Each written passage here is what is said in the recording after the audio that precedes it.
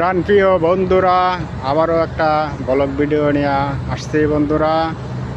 এটা কিন্তু মালয়েশিয়া দেখ, মালয়েশিয়ার বাড়িঘর, ওই যে ওটি কিন্তু মালয়েশিয়ার বাড়িঘর।